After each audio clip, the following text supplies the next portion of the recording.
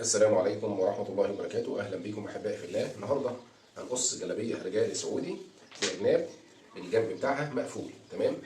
أول حاجة عندنا إحنا طبعا القماش اللي معانا 3 متر. تمام. أول حاجة عندنا بنشوف العرض والطول. طول الجلابية عندنا 150 سم، بعمل 150 سم طول القماشة كده أهوت 150 سم، وبزود 10 سم كمان كده، يبقى إحنا عملنا الطول بتاعنا. تمام. تاني نقطة بعد كده، طبعا القماش بتاعنا مطبق طبقتين عشان الناس تبقى مركزة معانا. تمام. بعد كده بعمل الخطوة اللي بعد كده، بعمل 48 سم. هنا كنا بنعمل 52 وكنا بنعمل 54 أحيانا في العرض ده، احنا هنا بنعمل 48 سم بس. تمام. ليه بقى 48 سم؟ احنا عندنا 48 سم عايزين طول الوسع بتاع الديل بتاعنا، والقماشه قدامكم كده تعرفوا وسع الديل هيطلع كام. يعني انا بالبلدي كده ادي 48 سم. تمام. وهقيس كده المسافه اللي هي كده كام، اللي هي دي طلعت معايا 23 سم. 23 سم دي بضربها في 2 تبقى 46، يبقى معانا كده هنا 48. تمام. وهنا 23 2 لما تتفتح، لما نفتحها علشان هي كده مطبوقه تبقى 46، وهنا 48 يبقى 94. ال 94 دول انقص منهم 8 سم خياطات. 8 سم خياطات تلاقوها معانا كام؟ 86 سم. ده وسع الجلابيه بتاعنا اللي هيبقى الاساسي. تمام. نكمل كده مع بعض. احنا كده حسبنا وسع الجلابيه. الطريقه من الهدف ان احنا ننقص 48 دول كده، اللي هو ايه؟ الوسع بتاع الجلابيه معانا يطلع واسع من تحت، ما تطلعش ضيقه من عند البي. نقيس هنا برضو تحت 48 سم. ادي 48 سم. طبعا مسطره تكون طويله، اي مسطره طويله كده معاكم، ونشد خط نوصل النقط دي ببعضها. اوصل الخطوط دي بعضها او العلامات دي اهو. طبعا الكادر بتاع الجلابيه بيبقى ايه؟ الجلابيه 3 متر او طول واسع، يعني مثلا 150 و10 سم طول يبقى 160 سم، فبتحتاج كادر في التصوير ايه؟ عالي او واسع. كده احنا عملنا الطول بتاعنا والعرض بتاعنا. طبعا البورصل ده احنا قلنا قبل كده ملوش اي ايه لازمه معانا، فاحنا هنشيله. الاول هقسم القماشه بتاعتي نصين. ادي نصين اهمت، نفس النظام. انا عندي نص اهو، القماشه دي كده قطعه، والقطعه الثانيه اللي هي دي. تمام. نشيل البورصل ونقص الجلابيه بتاعتنا.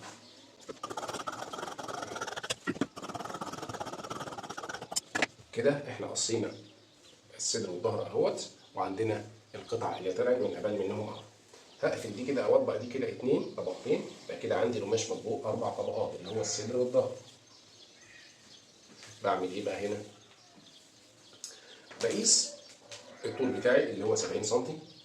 70 سم من هنا، المقاس ده يعني شبه اساسي. شبه اساسي. طبعا الطول لو اختلف، يعني الطول قصير شويه بقلل اخليه 65 وبشتغل كده. تمام. والطول لو زاد شويه بخليه 75. عند عرض الكتف معايا 46 سم. تمام. ادي 46 سم. طبعا هنا كنا بنعمل المقاس مختلف، كنا بنزود في عرض القماش. طبعا احنا هنا مقللين عشان يوسع معانا في الديل تحت. بنزل على ما فيش كده، وزي ما بقول او قلت قبل كده انا بسيب 30 سم من تحت. 30 سم من تحت كده بطلع من هنا كده خلاص. 30 سم من تحت دول مستقيمين، علشان وانتوا بترفوا ديل الجلابيه يكون مريح معاكم. خلاص كده. نشيل الزياده دي. عندنا ندخل عندنا نفصل بقى الصدر عن الظهر. الاول قبل ما نفصل الصدر عن الظهر هننزل من اهوت ال 2 سم علشان افصل الظهر كده، يبقى انا عملت الظهر. بننزل بالحته دي علشان الدنيا تبقى معانا، ما يحصلش يعني زياده كده في الظهر وتلاقوا القماشه نفسها نازله بميل كده على ظهر الزبون. احنا عندنا اللياقه بتاعتنا او مقاس اللياقه بتاعتنا 46 سم. 46 سم دول يعني علشان المقاس يبقى مظبوط معاكم وتوصلوا لقاعده مظبوطه في الشغل، احنا نعمل هنا 6 سم ونص، وهنا 6 سم ونص، وبندور التدويره بتاعت اللياقه كده حضرات.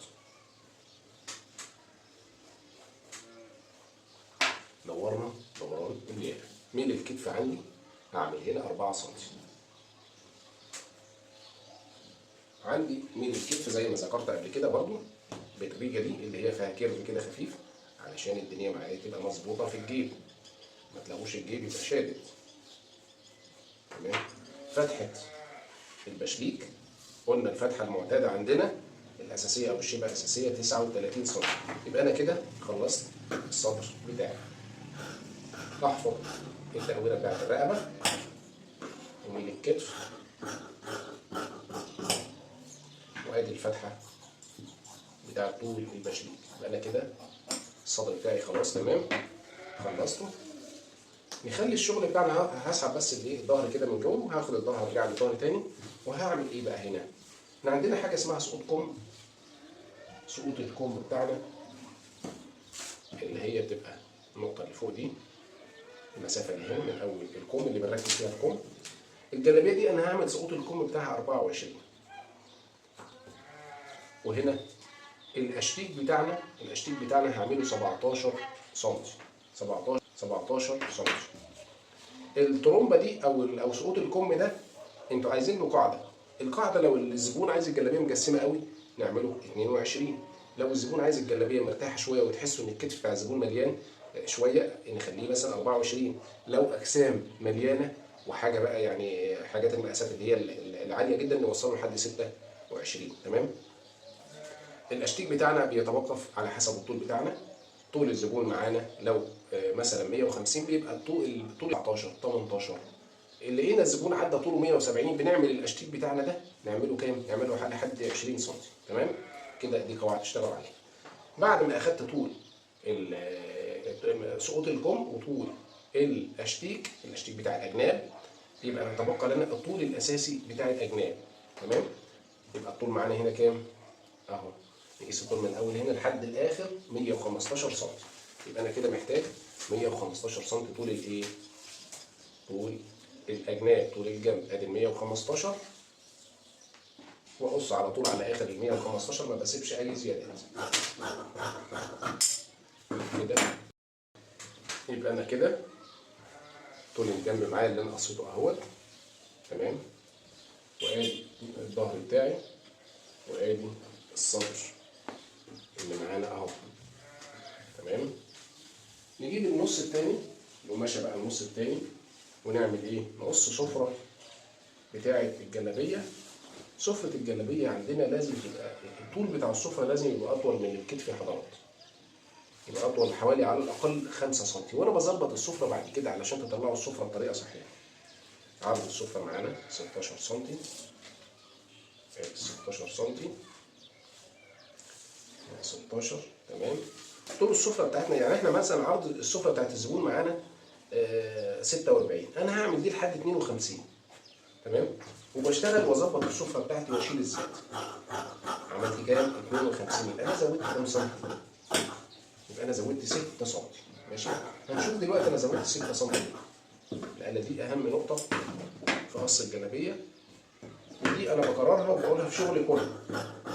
لازم تركزوا في قص السفره. نطلع السفره بتاعتنا كده، نشيل النص الثاني ده مؤقتا، ونخلص من اهم نقطه في قص الجلابيه اللي هو عرض ضبط السفره. شوفوا الزياده دي، انا عايز الزياده دي. طول هعمل علامه من هنا على الايه؟ على اخر طول الظهر بتاع، على اخر طول العرض بتاع الظهر بتاعي. تمام. علامه اهي. تمام. احنا كده مزودين فوق. نجيب الصدر بتاعنا ونحط الصدر بتاعنا. احنا هنا طول الظهر اهوت او طول الظهر اهوت، بزود عليه 2 سم من طول الصدر. 2 سم من طول الصدر.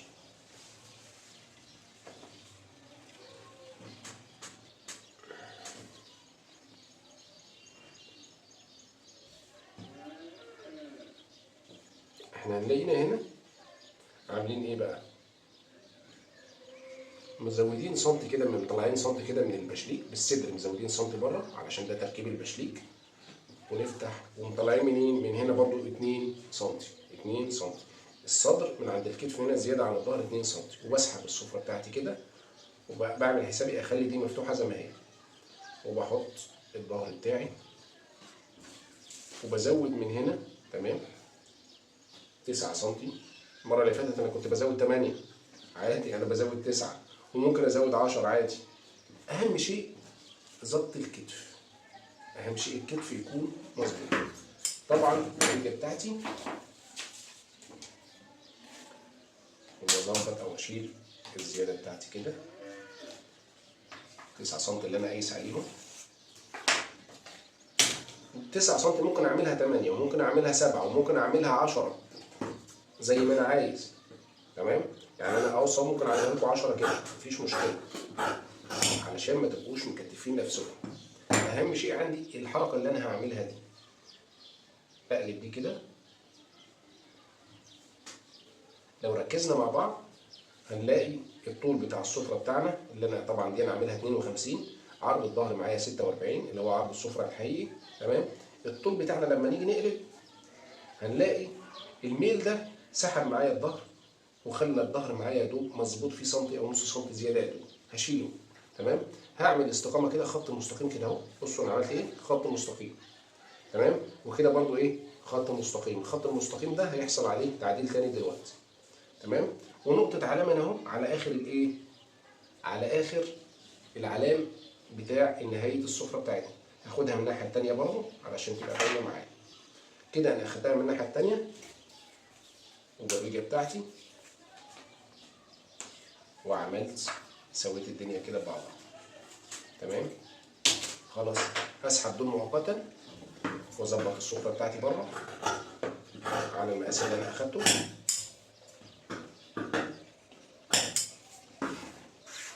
بصوا بقى هنعمل ايه هنا. احنا قلنا شدينا الخط ده وهيحصل عليه تعديل مره اخرى. هنزل اخليه خط يبقى مستقيم لاخر الايه، العلامه دي او الزاويه دي. طبعا ده فوق نزلت بيه مستقيم، وادور بقى الدوران بتاعي من هنا كده اهو. بصوا كده عملت ايه، عملت دوران بالمقص بتاعنا ونلف الدوران بتاع حردة الرقبه بتاع الظهر بنفس الطريقه. نشوف السفره بتاعتنا ونراجعها مع بعض. اشوف بقى السفره بتاعتي واركبها اكنها هتركب على المكنه. هركب طبعا نص سنتي اهوت مظبوط من هنا، الدنيا تمام. وادي الظهر بتاعي واركب من هنا او النص سنتي بتاعي تركيب كده. السفره معايا بسم الله ما شاء الله متفول 14 كده. السفره 10 على 10 ممتاز. تمام، هتلاقوها داخله هنا دوب نص سنتي او اقل من نص سنتي، وهنا مفيش زياده معلقه ولا اي حاجه، وهنا الراحه بتاعت الجلابيه بنفس الطريقه كده. دي الجلابيه معاكم تبقى تمام. خلصنا من اهم مرحله في قص الجلابيه. ندخل في المرحله اللي بعد كده اللي هي طريقه الاجناب اللي احنا عاملين الشرح ده مخصوص علشانها. وطريقه الاجناب بتاعتنا طبعا احنا طلعنا جنب، طلعنا مقاس جنب اللي هو ده، هنطلع التاني عليه بنفس الطريقه وبكل سهوله. ادي العرض بتاعنا هنا. وطبعا نركز في نقطه مهمه جدا، ان لازم لو القماش في وش وظهر لازم تركزوا في الحته دي جامد علشان ما يحصلش معاكم خلل رهيب يبوظ معاكم الجلابيه. عندي طبقت تطبيقه كده بنفس التطبيقه اللي ايه بتاعت الاجنبي بتاعتي اللي انا قصيتها الاولانيه اللي هي دي، والناحيه المقفوله مع الناحيه المقفوله. تمام، انا بعمل ايه، بقص على نفس العرض الاولاني، نفس العرض الاولاني. يعني ممكن نفتح دي خالص كده، فتحناها بالطريقه دي اسهل، ونفتح برضه الثانيه دي. ونخلي بالنا بقى النقطه دي مهمه جدا، ده الوش احطه في الوش، وش القماش في وش القماش لازم ابقى مركز علشان الحركه دي لو ما ظبطتش حطيت وش في ظهر كده تعرفوا ان القماش بتاع الاجنبي هيطلع معاكم كله اتجاه واحد. تمام، تبصوا تلاقوا الجلابيه باظت معاكم. ادي الطول والعرض كده ظبطتهم على بعض. قفلنا دي كده ونصفي نشوف. طبعا طول الديل بتاعي انا مصفيه وانا بقص الاول، مصفينه مع بعض، وقلنا الديل بتاعنا هيصفى معانا 85 او 86 سم بعد الخياطه، مصفينه على البلد. الناس اللي مركزه معايا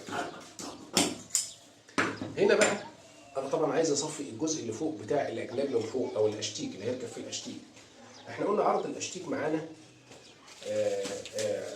ما قلناش عرض الاشتيك، قلنا وسع الصدر معانا، اللهم صل على حضرة النبي، وسع الصدر معانا 58 سم، 8 56 سم. طيب انا عندي السفره كام؟ 46 او 45 سم.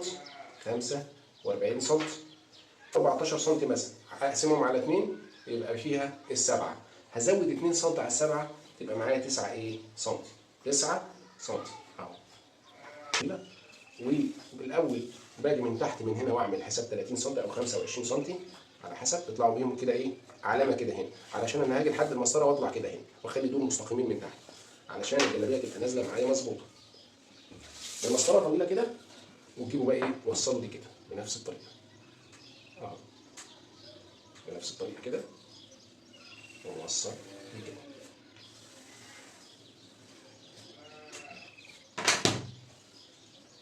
نلاحظ مع بعض ان ده كده وسع الجلابيه، وسع اجناب الجلابيه معانا. هنقص بقى الوسع ده او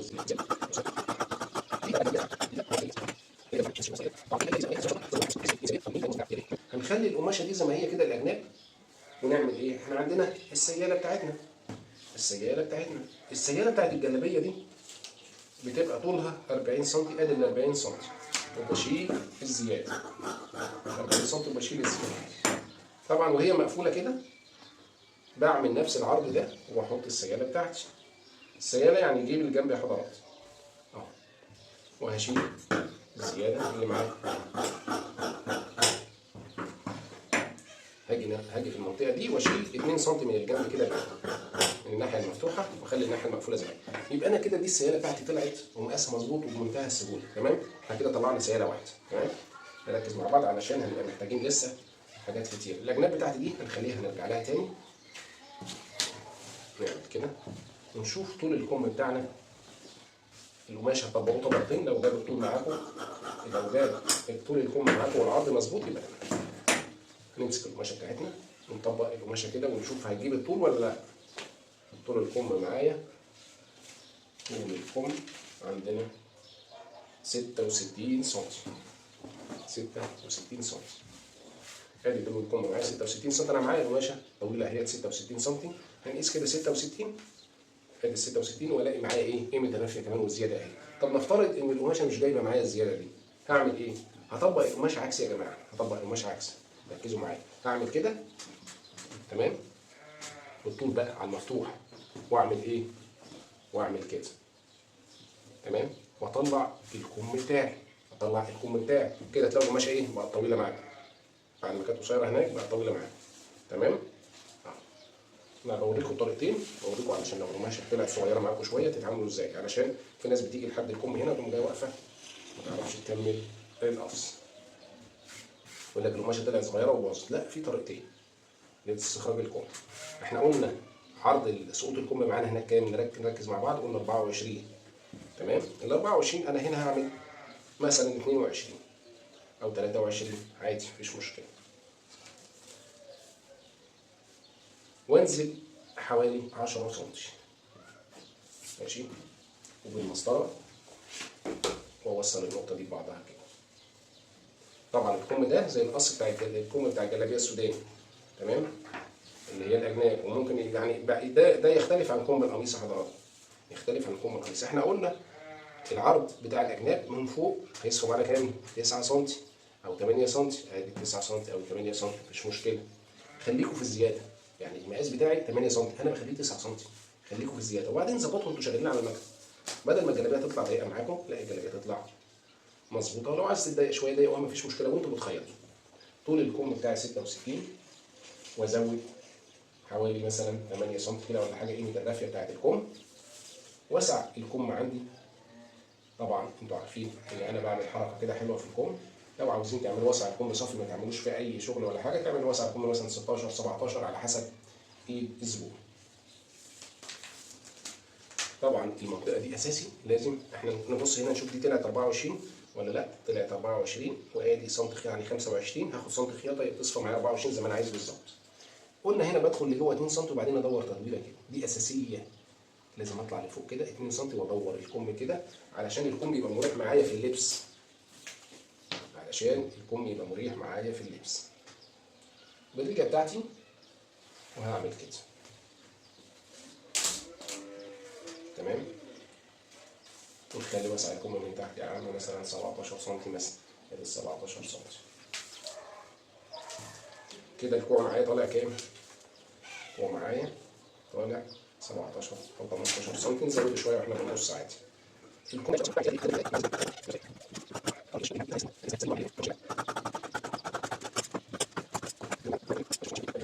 القافيه بتاعتنا اللي هي الكم كده تمام. يبقى كده الكم بتاعنا تمام. نسيبه زي ما هو كده ونرجع تاني نظبط الدنيا زي ما ظبطنا السفره كده على الظهر. نرجع تاني ونظبط الدنيا بس بعد ما نعمل الاشتيك. ايه هو الاشتيك؟ الاشتيك ده يا حضرات بيكون القصات بتاعت الاجناب. المفروض نكون يعني احنا بقينا شطار وفهمنا اللهجه وفهمنا كل حاجه. طول الاشتيك اللي معايا طبعا الاشتيك بيبقى 4 طبقات، وقلنا طول الاشتيك بيبقى من 17 ل 18 سم. ادي 18 سم او 17 سم زي ما تحبوا. لما بديكوا اختيارات كده اقول 17 18 يعني عادي.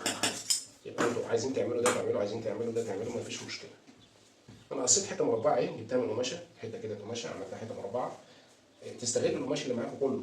قلت لكم الحته دي ممكن نطلع ليها العرض ده اهو تمام. العرض الحته دي واقوم جاي قايس مثلا كده حوالي 10 سم واقوم جاي قاصص دي كده. تبصوا تلاقوا المنطقه دي وفرت معايا قيمه لياقه تمام. هقص اللياقه بس الحمد لله القماش معانا كبير. ولو طبعا علشان برضه لو القماشه معاكم صغيره انا هشتغل زي ما انا بقول لكم اهو. هنعمل كده ادي 10 سم تمام. طول اللياقه معانا كام؟ اللياقه بتاعتنا هناك هتلاقوها تقريبا 6 ولا حاجه زي كده. انا زي ما شويه اعمل دي 50 واقص ايه اللياقه بتاعتي. اطلع بقى للاخر مفيش مشكله. وادي يبقى انا كده عملت اللياقه بتاعتي ماشي. الجلابيه دي ان شاء الله هنعملها جلابيه مطعمه تكون شكلها جميل كده. تابعونا كده في فيديو التقفيل ان شاء الله. نعمل الاشتيك بتاعنا. الاشتيك بتاعنا عشان احنا طلعنا طبقتين. طبعا الاشتيك بيبقى 4 فرد.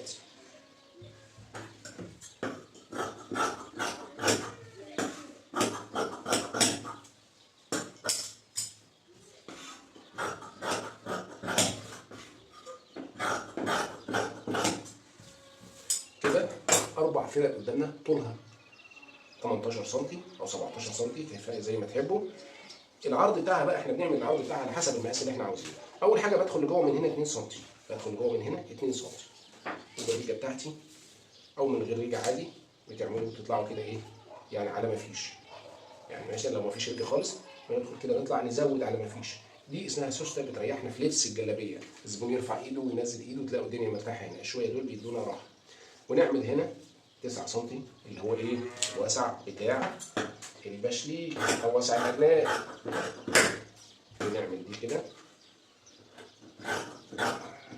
نطلع على ما فيش بقى. طلعنا على ما فيش.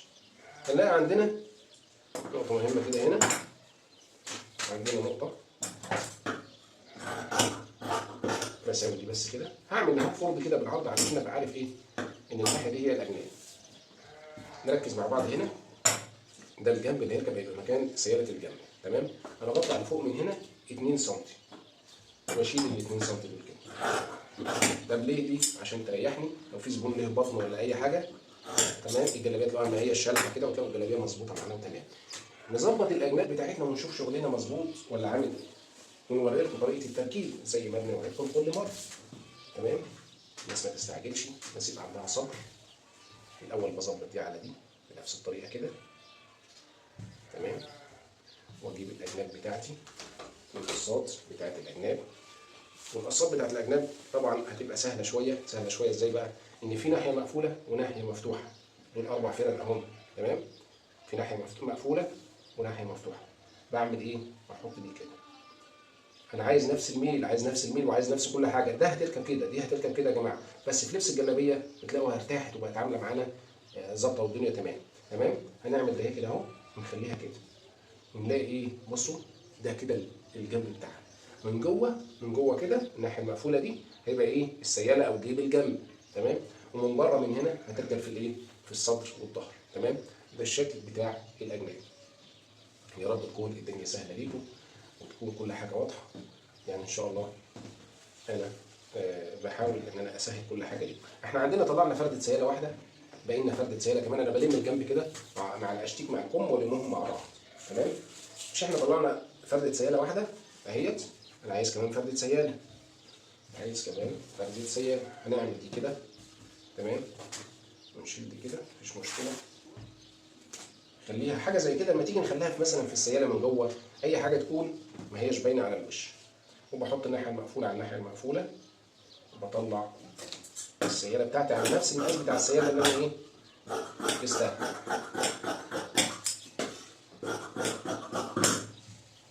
دي كده السيالتين مع بعض والدنيا تمام. وأنا كده طلعت الأشتيك وطلعت الياقة. محتاج البشليك الداخلي بتاع الزراير، أشوف أي حتة رفيعة كده ولا حاجة. لو كده أطلع أهو، أطلع الأشتيك بتاع الزراير. أنا بطلع من هنا ليه؟ ربما أنا ماشي وماشي عاجز معاكم ولا حاجة، تلاقوا نفسكم تعرفوا تتعاملوا. ما تجيش مثلا تلاقوا مثلا ناقص بشليك رفيع بتاع الزراير، تلاقوا نفسكم وقفتوا ولا حاجة، لا، اشتغلوا عادي. احنا عندنا السيالة بتاعتنا، عندنا باقي السيالة، السيالتين هما باقي جيب السيالة الداخليين، بنعمل جيبين صغيرين كده في السيالة من جوه يخلوا شكل السيالة معانا جميل وعميق تمام. هنعمل كده. وعندنا الجيب بتاع الجلابية لسه ناقص تمام. هنعمل كده. ادي الجيبين الداخليين اللي هما جوه جيب الجنب او السيالة، دول بيبقوا يعني علشان المحفظة او علشان الموبايل او اي حاجة، تعملوا الجلابية بتاعتكم، تخلي الجلابية بتاعتكم مميزة عن الجاهزة، تكون احسن من الجاهزة عشان الناس تيجي تفصل وتسيب الجاهزة. والجيب بتاعنا، الجيب بتاعنا نقص ونعمل جيب. الجيب برضو هنعمله الطول بتاعه كده يكون مثلا حوالي، هنركب فيه قص في الجيب من فوق. هو ده بيبقى نظري، علشان كده كده نعمل له اسطمبة بكسر عليها، كده كده نعمل له اسطمبة بكسر عليها الجيب وندور عليها الجيب تمام. وهنشوف الكلام ده واحنا بنخيط. يبقى انا كده خلصت قص الجلابيه بتاعتي والدنيا معايا تمام. ندخل كده بقى هنلاقي التقفيل او الخياطه بتاعت الجلابيه دي هتظهر دلوقتي الفيديو بتاعه، اضغطوا عليه هيحولكم للشرح مباشره. ده الشكل النهائي بتاع الجلابيه بتاعتنا او طريقه التجميع على المكنه.